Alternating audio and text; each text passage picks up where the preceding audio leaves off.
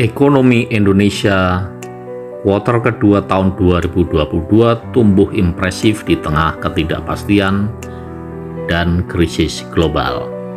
Perekonomian Indonesia tumbuh impresif sebesar 5,44% year on year pada triwulan 2 tahun 2022 dan secara triwulanan ekonomi nasional tumbuh 3,73%. Bahkan PDB harga konstan jauh lebih tinggi dibandingkan sebelum pandemi, yakni sebesar Rp2.924 triliun. Capaian ini menandakan tren pemulihan ekonomi Indonesia terus berlanjut dan semakin menguat. Lalu, bagaimana kondisi ekonomi dunia di tahun 2023?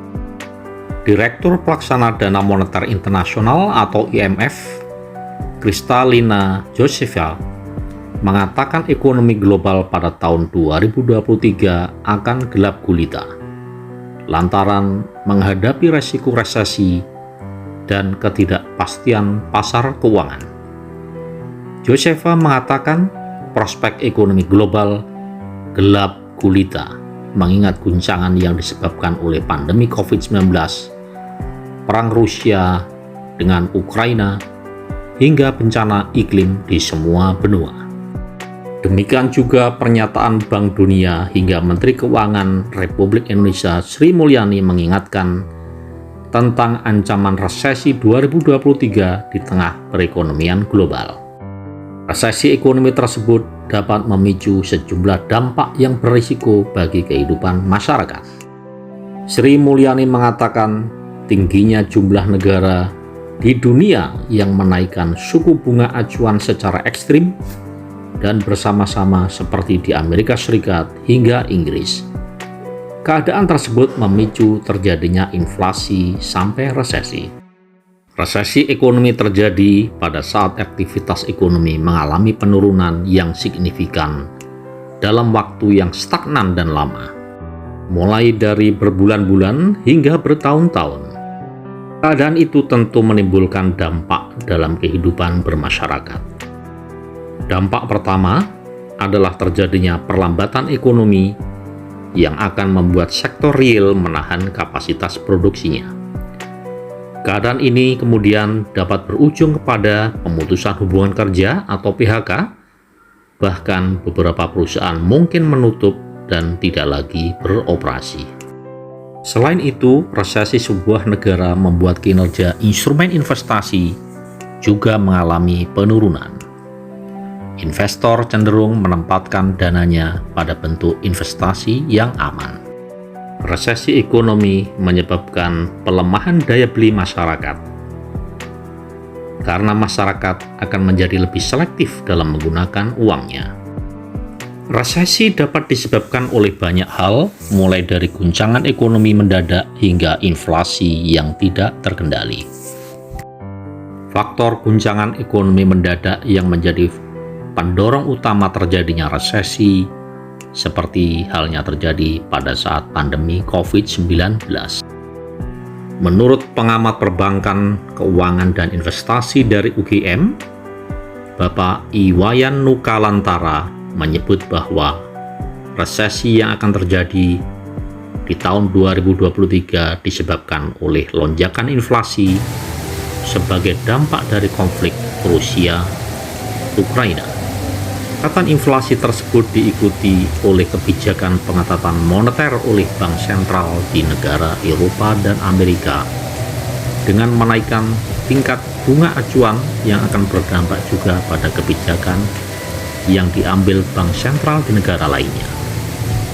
Menurut Wayan, apabila bunga acuan meningkat, maka biaya modal dan bunga kredit yang akan ditanggung bisnis juga akan naik.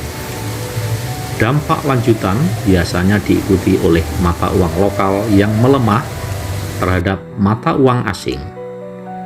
Dan bila satu negara memiliki banyak pinjaman dalam mata uang asing, baik oleh pemerintah maupun swasta, maka jumlah mata uang lokal yang akan dikeluarkan untuk membayar pinjaman dalam mata uang asing juga akan meningkat.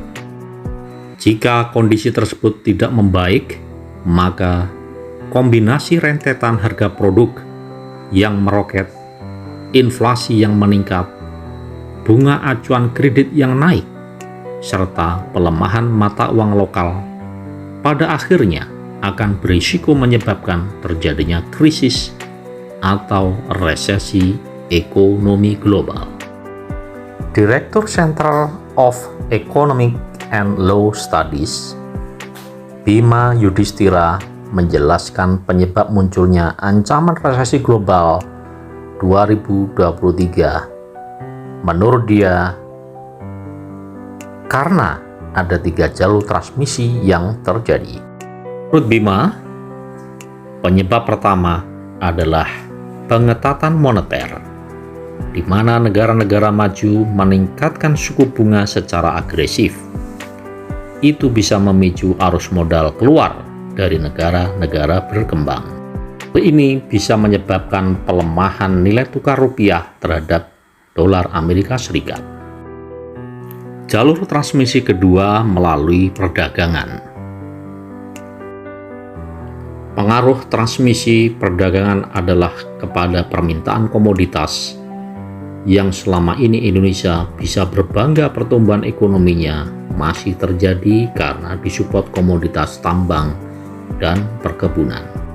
Jika terjadi penurunan permintaan dari negara-negara maju, maka harga komoditas juga akan turun. Jalur transmisi yang paling berisiko adalah soal krisis pangan. Terkait dengan urusan pangan ini, ada 30 negara lebih melakukan pembatasan ekspor pangan, sehingga proteksi pangan dilakukan di banyak negara.